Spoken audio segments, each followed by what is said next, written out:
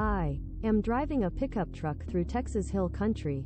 The buzzards are circling overhead, the road is empty as a moonlit prairie, and all's right with the, or at least it should be. There is a noticeable lack of engine noise coming from under the hood of my truck.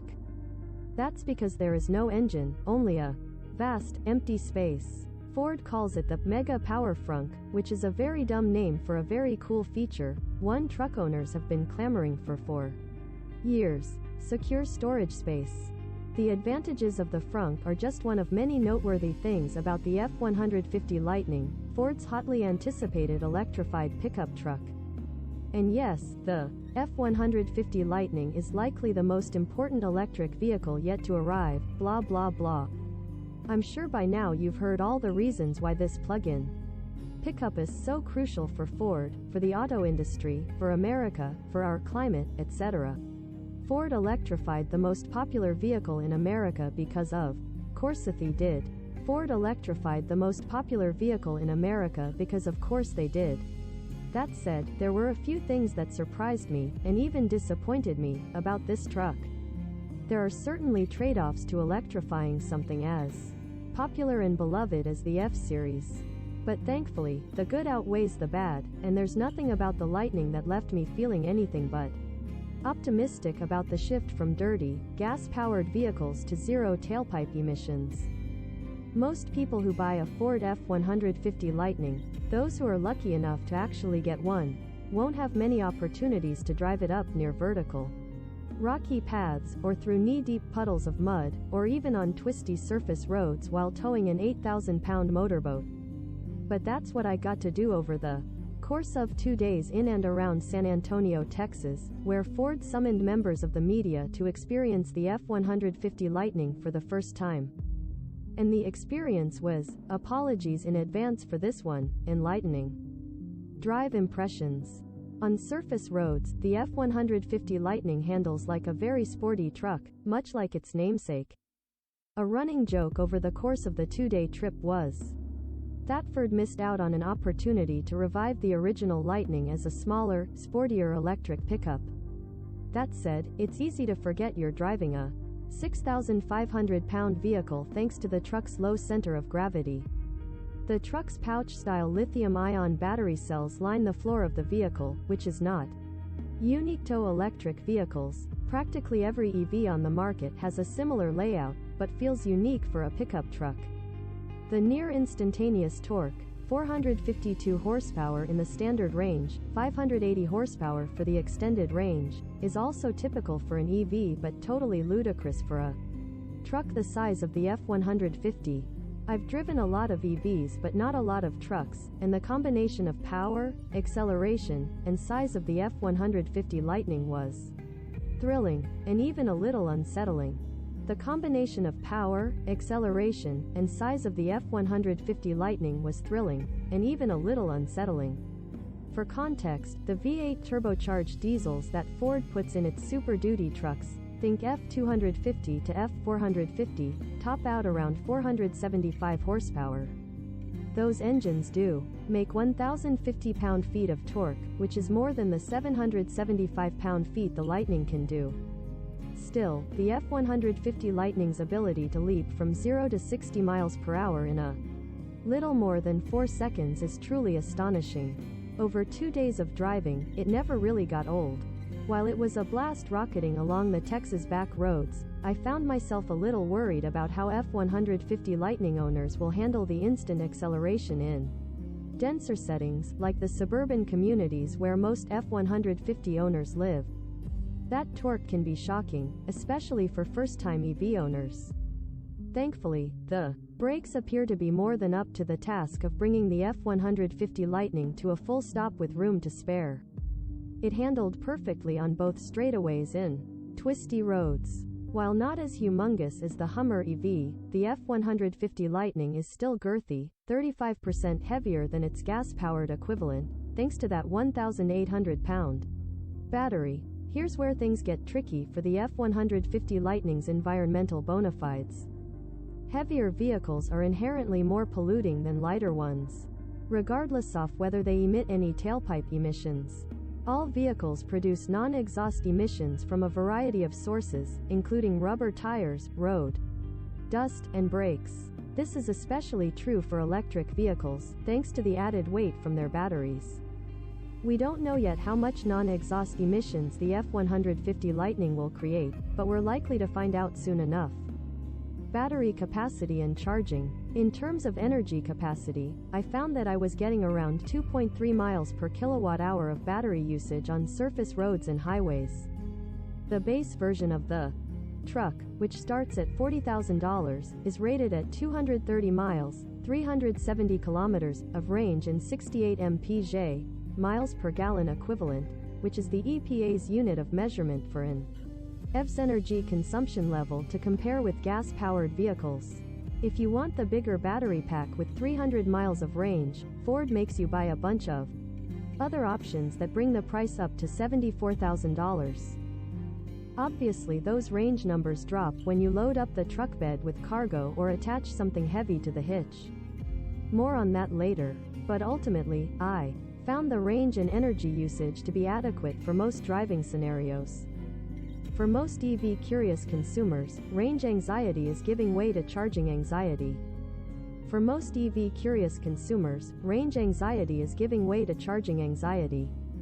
Ford didn't provide us with any opportunities to charge the F-150 Lightning, so I can't speak to the time it takes to repower the battery. Charging is still a sore spot for most EVs. The truth is, unless Ford invests in building out its own dedicated network, which it's not, there's only so much the company can do to make the public charging experience better. Ford's Band-Aid solution is that it has coalesced a handful of disparate independent public charging networks into what it calls the FordPass charging network. All of these chargers show up in the FordPass smartphone app as if they are one large network, and Ford is even working with some so that owners don't need to create new accounts or download other apps to start charging. It's a great idea in theory, but it needs more work. At home, a 120-volt outlet will trickle 3 miles per hour into the battery, while a 240-volt outlet can add around 14 miles per hour. The real standout charging feature is exclusive to the extended range versions. Ford is selling a new 80-amp home charging station that not only fully charges the F-150 Lightning in 8 hours but allows owners to easily power their entire home for around 3 days, or even up to 10 days with minimal usage, in the event of a power. The ability to draw power from the battery pack isn't limited to these extreme scenarios, though. All of the base trims of the F-150 Lightning can put out 2.4 kW of onboard power, and the more expensive Lariat and Platinum trims offer a total of 9.6 kilowatts of onboard power. The more expensive F-150 Lightnings also have 11 built-in power sockets, 7 in the cab and bed, including a 240 volts outlet, and 4 in the front trunk, plus a handful of USB ports. Ford began playing with this idea of turning a vehicle into a mobile generator of sorts with the F-150 Hybrid, but the higher trims of the F-150 Lightning will offer even more onboard power, and they won't use gas to generate it. That's not only a great feature for anyone who needs power on the go, but it could be a huge benefit for fleet operators or small businesses looking to go green. BLUECRUISE. On my first day driving the F-150 Lightning, I got to experience Ford's hands-free driver assistance system, BlueCruise. This feature comes standard of the Platinum trim level and will cost extra to upgrade for Lariat trims. F-150 owners who opt for the $1,595 Ford Copilot 360 Active 2.0 package can purchase BlueCruise for an additional $600. I was excited to test out this feature because this was Ford's long-awaited answer to General Motors' Super Cruise, which is considered the gold standard for Level 2 advanced driver assist systems. Tesla's Autopilot does not allow for hands-free driving, though its full self-driving beta system does. These systems work in concert with a number of distinct features, like adaptive cruise control, automatic emergency braking, lane keep assist, blind spot detection, pedestrian monitoring, and stop sign detection. On certain divided highways, Ford says it works on over 100,000 miles. F-150 Lightning drivers can take their hands off the steering wheel and feet off the pedals, while infrared sensors mounted in the dash monitor their eyes to ensure they stay focused on the road ahead. I found the BLUECRUISE system very easy to engage and disengage. As soon as you enter an approved area, a notification appears on the gauge cluster informing you that Blue Cruise is available. I found the system very easy to engage and disengage, which wasn't always the case with other Level 2 systems. After you get over the initial urge to slam on the brakes every time a car merges into your lane, you eventually get to sit back and enjoy the convenience of the system. Like other automakers, Ford markets Blue Cruise as an active safety feature, but I see them more as convenience features designed to take some of the stress out of long highway trips and stop-and-go traffic. I used Blue Cruise for about an hour of driving, and I only had to disengage it twice. Once when the system seemed to be steering toward a row of yellow barrels that mark the barrier between the highway and the off-ramp, and another time when another vehicle merged dangerously in front of me. Otherwise, it worked like a charm. User experience. Inside the F-150 Lightning will be a familiar world to many truck owners, with a few caveats. F-150 owners will recognize delightful features such as the gear shift that folds down to allow for an expanded workstation in the center console, with enough space for a laptop, a pad of paper, or even your lunch. For people who spend a lot of time in their trucks while charging, perhaps, the two front seats can fold back pretty much totally flat. I didn't attempt a nap, but I was tempted. The center stack touchscreen, standard 12-inch landscape or optional 15.5-inch portrait style, is the heart of the interior. The portrait-style touchscreen is similar to what's found in the Mustang Mach-E and will likely become an optional feature for all F-Series trucks in the near future. Sync 4A works pretty seamlessly, with minimal lag. The screen runs Ford's Sync 4A, which is the latest version of the automaker's infotainment system that debuted in the Mustang Mach-E. It pretty much operates in a two-pane layout, with the top two-thirds dedicated to navigation or media controls and the bottom third for climate and other vehicle functions. It also features wireless Apple CarPlay and Android Auto if you'd rather just work with the apps on your phone. That said, Sync 4A works pretty seamlessly, with minimal lag when switching between menus. There are 4 drive modes: normal, sport, tow, haul, and off-road. On surface roads, I stuck to normal, occasionally switching to sport when it seemed fit. The graphic display in the instrument cluster let me know how much power I was sending back to the battery through regenerative braking, which was useful information to see. The F-150 Lightning does not feature a heads-up display, though Ford's engineers hinted that it could be coming to future models. Towing, hauling. So I'll just come right out and say it, I suck at driving large vehicles. And when those large vehicles are attached to other equally large vehicles, my skills are questionable at best. While towing a 24-foot-long speedboat out of a winery parking lot, I practically obliterated a metal and plastic sign standing outside the entrance. I'm fine admitting this. It's good to know your limitations. I took some comfort from the security guard who told me I wasn't the only one to do this. Perhaps I was paying too close attention to the wealth of information provided on the gauge cluster to notice the sign being crushed under the wheels of the boat behind me.